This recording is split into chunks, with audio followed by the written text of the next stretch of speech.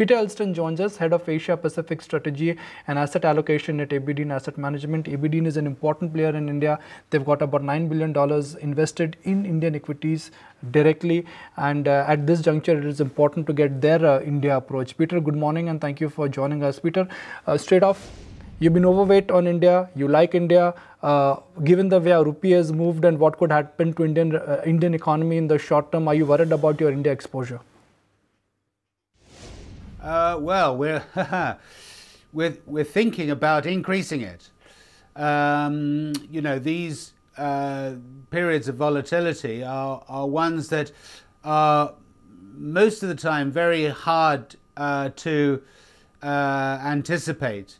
But the key, I think, to investing is to make sure that you take advantage of these opportunities that the volatility presents, and that means finding the right time to start buying. Now, I don't know exactly when that time is. I'm pretty sure that our equity team hasn't actually yet started to increase weightings, but I know that our fund managers in the global team, our global equity team, they're getting interested not just in India, but a few of these other emerging markets that have shown sharp declines. So the answer is yes, we are thinking about changing, and we're thinking about increasing it.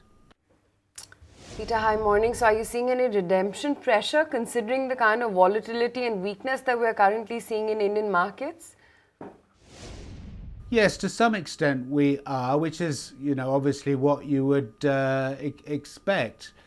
What I, would say is that with respect to our, investment process, we make it very clear to clients that we are long-term investors. They shouldn't really worry about short-term performance because we don't worry about short-term performance. And because we explain that to clients, they tend to be able to sit through these periods of volatility. One thing I would say is this: there's a lot of ignorant money that has been flowing into India over the last 3 or 4 years. And what do I mean by ignorant money? I mean money that is flowing into India via ETFs. Now, ETFs are a very ignorant way to invest because you're investing in everything.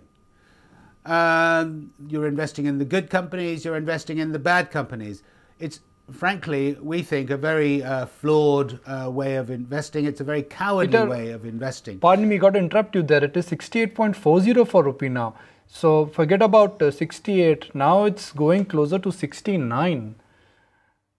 You just want to pause up for a minute and think that, is this real? Yes, it is real. 68.3. There's nothing wrong with the number. That's the rupee fall for you. It has fallen 3%.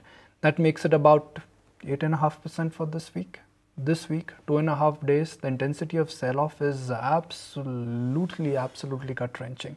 68.45 and still no recovery in sight whatsoever. So mark the intraday graph of rupee with the Sensex and or with the Nifty. It's really the rupee which is creating havoc in for benchmark indices and for the bank Nifty. Peter, you have a large exposure to banks: ICICI Bank, IndusInd Bank, Axis Bank.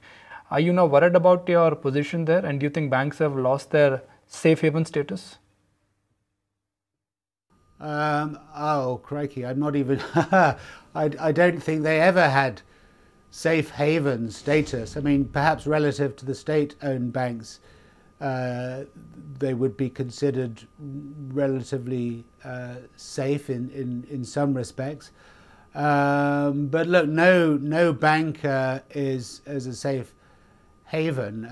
Banks are sort of fundamentally bankrupt institutions because of this mismatch between sort of lending long and borrowing short. I mean, the entire sort of thesis for a bank relies on confidence, and if that confidence is broken, then banks can get into a lot of trouble.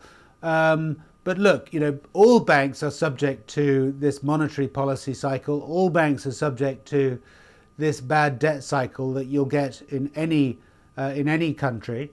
we're not trying to, finesse things. We're not trying to play that bad debt cycle.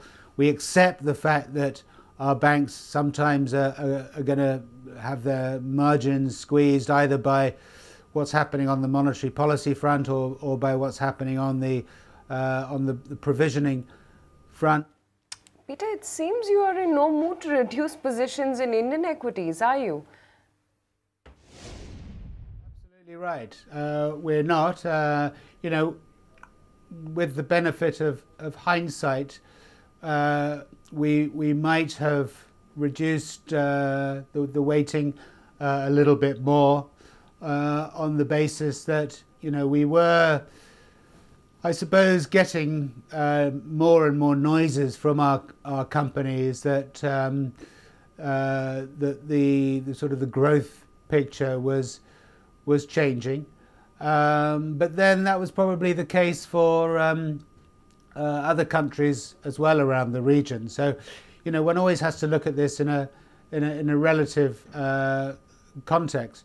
But yes, to be clear, we are still very bullish on India in the long term. India has a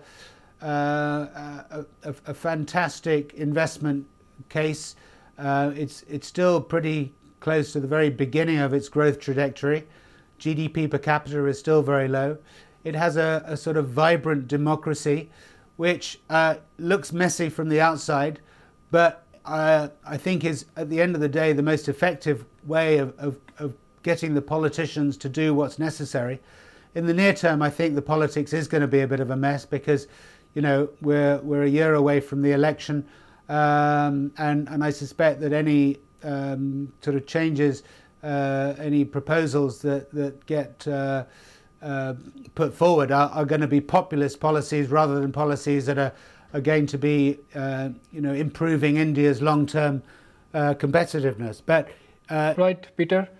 Good to have you back on ET Now, and finally a bull on India. It's a breath of fresh air.